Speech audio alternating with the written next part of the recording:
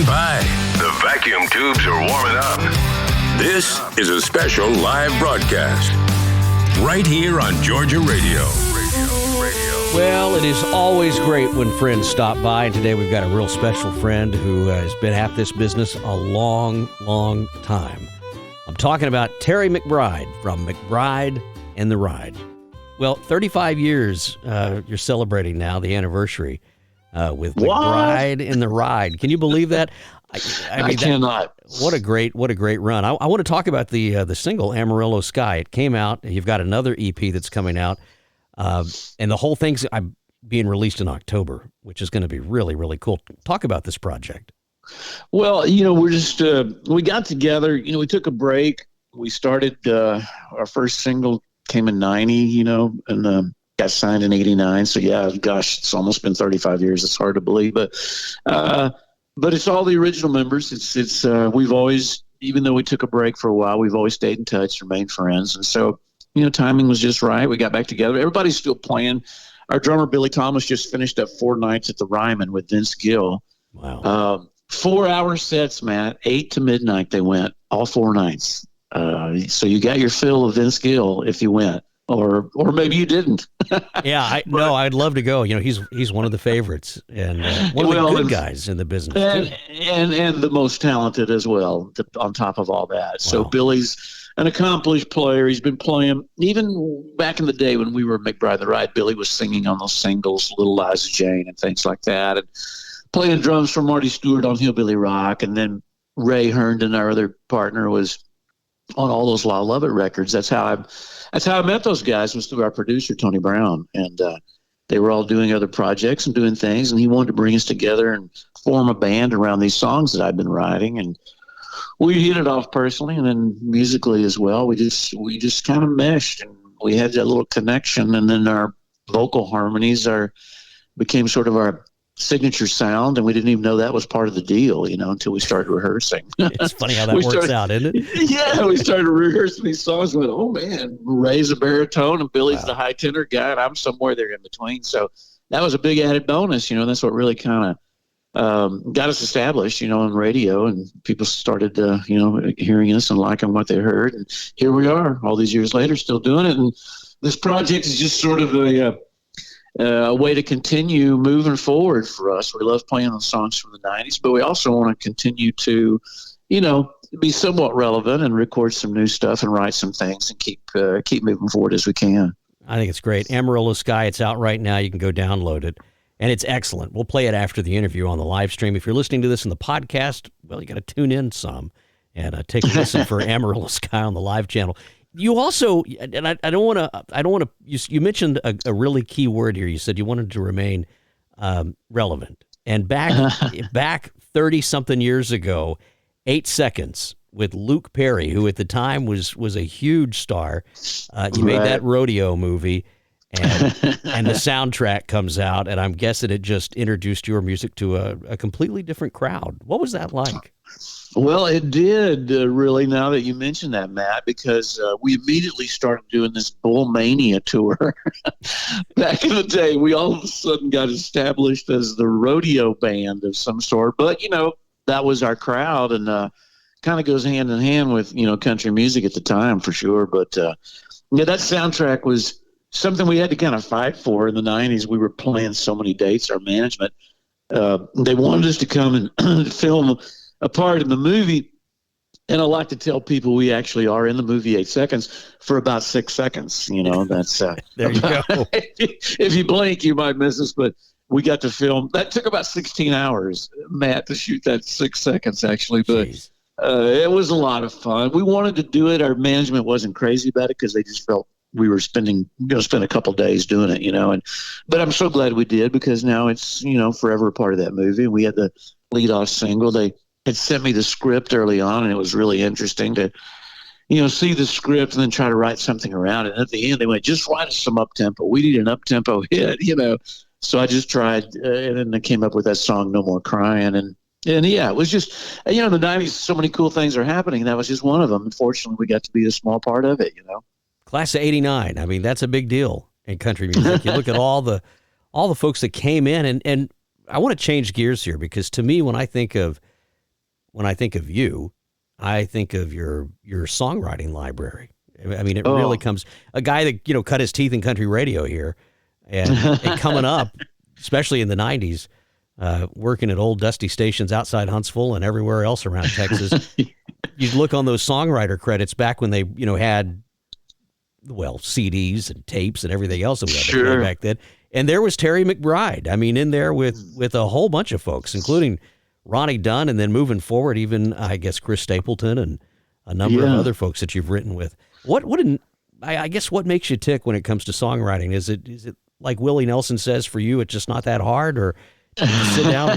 What's driving that brain of yours when it comes to that? Well, I don't know, but I tell you, you know, Matt, Willie is my hero. He was the guy that kind of changed everything for me when I was a really young guy. Coming like out of junior high, Shotgun Willie came out, and that would really just sort of stop me in my tracks. I had that pink 8-track with Shotgun Willie. For some reason, they were crazy colors back then. But you had to have that with your license and registration when you were riding around in Texas. I'm pretty sure you had to have that. That was mandatory. Willie 8-track for sure. And then next came Phases and Stages, which is really one of my all-time favorite albums. Just the saddest divorce record you'll ever hear, and just one of the most wonderful albums. I still had it sitting right here in my little studio, as a matter of fact, up on my turntable at the moment. I just love it. Still can't get enough of it. It's just I couldn't wait to grow up and get divorced. I was about 13, 14 at the time. And but he made me listen to music in a little different way, other than just background music or top 40, you know, that sort of thing, which is on the radio, whatever you want to listen to. But the songwriting was pretty masterful, and the arrangements were incredible. And Jimmy Day's sad, weeping steel guitar just sucked me right in, you know. And so I wanted to be a part of that, really. My dad was a songwriter. I would watch him, and he had a little office he built in this carport garage next to our home. And he had his desk set up, and there was always reel-to-reels and guys recording and practicing and rehearsing. And I just wanted to be a part of all of that. You know, I wanted to be like my dad, of course. And I just started working at about 9 years old. My dad, I suckered him into buying me a guitar for my birthday. And he showed me a couple chords and just kind of left me with that, and wanted to see, you know, what I would do or could do with it. And I was certainly on a mission at that point, even at a young age, you know, just to try to figure it out. And it took me, you know, all through high school. I was fortunate to be in a band. I just never really stopped once I started at 9. It's crazy, because I was obsessed and inspired. And like you said, my dad had Billboard magazine, so I could see these songs on the charts, but I could also see the producer and the songwriters. Some of my favorite writers just kept popping up, whether it was, you know, Earl Thomas Conley's song or Dean Dillon on those incredible George Strait songs. I just wanted to be a part of that so bad. And I knew the only way to get there was just to keep working at it, you know. And even through all the rejection I had early on, some doors finally opened. And then I just tried to take advantage of everything I could. And rubbing elbows with people like Ronnie Dunn and Chris Stapleton certainly didn't hurt. Yeah, along the way, and probably a whole lot more. Did you ever get to write with Willie, or have you? No, I haven't. I've met him a couple times. It's just like, I met him the first time, Matt, I was on the road with Delbert McClinton, and we played the second Farm Aid ever. I think that was 1987 in Lincoln, Nebraska, at the, you know, Cornhuskers Stadium there. You know, 80,000 people strong that day, and they televised the entire thing. It was a big deal back then, and you remember, you know, how those Farm Aids, I think we had Neil Young, we had John Denver. It was just the who's who of everyone back then, you know. And so we're getting ready to go on, or we might have just finished, and I'm looking, I was hoping I could get to meet Willie, you know, and all of a sudden I noticed this strange scent, this smell was wafting across the stage.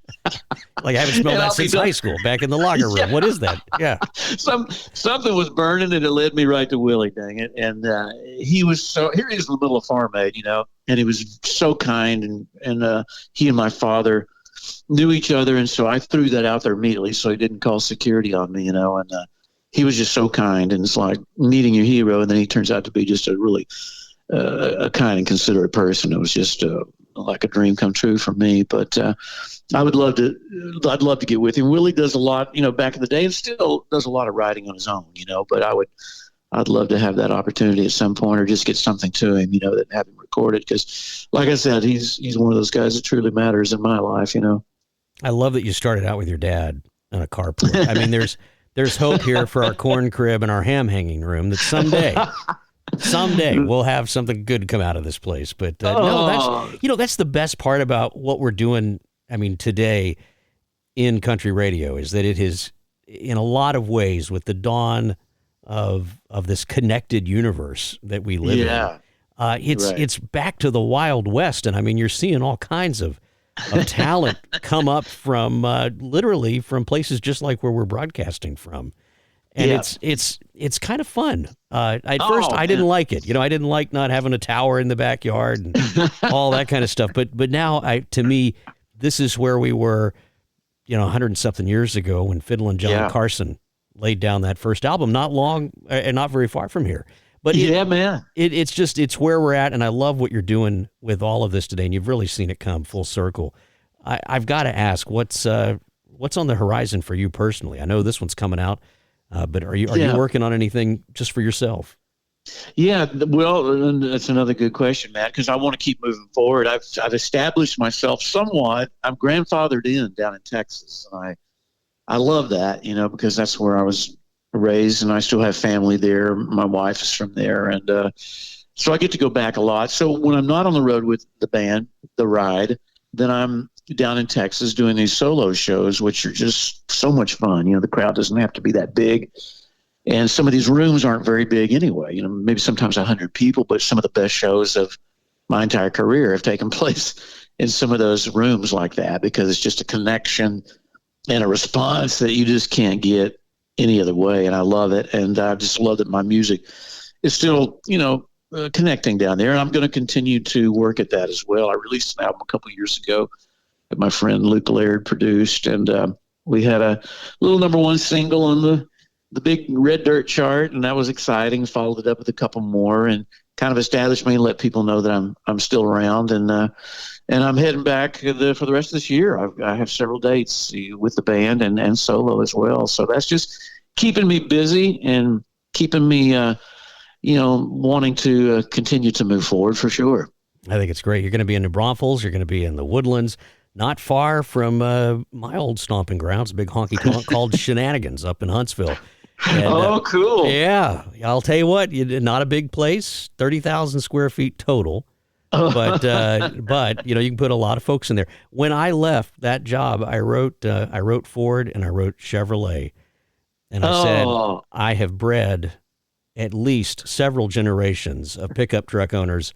Please send me one to this address. It's the least you can do. It's the least you could do. Ford sent me a hat, but I was glad to get it, I'll tell you.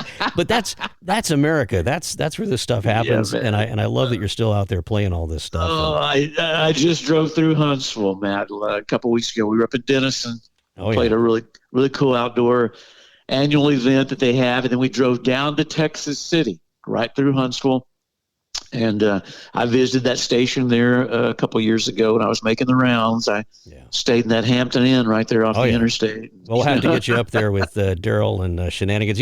That's some country gold up there. He used to own the bull that was in that was down at Gillies. Yes, I've heard about him. You bet. Yeah, we'll have to go down there. Back in the day, though, it was a lot of fun, and I'm looking forward to seeing you out on the road. It's McBrideandtheride.com is the website. You can get all of the great downloads as well from that website. Is that not correct? Did I say that wrong?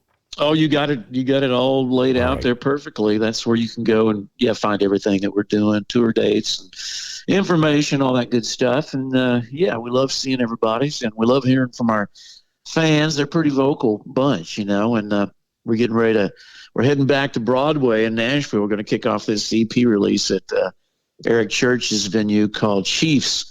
Awesome. We played it a couple months ago, and it was great. I mean, these people, still coming out wanting to hear these songs, 30-year-old songs being sung by 60-year-old guys. It's not a bad way to go. Well, look, when you're through Georgia, stop in and say hi. Terry, thanks for coming on. Really I'd love that. Thank you so much, man. I've enjoyed this. Thanks for having me. Absolutely. Terry McBride, everybody. Georgia Radio. Good company and great country. Enjoying the country music. Terry, will that work for you? Oh man, that was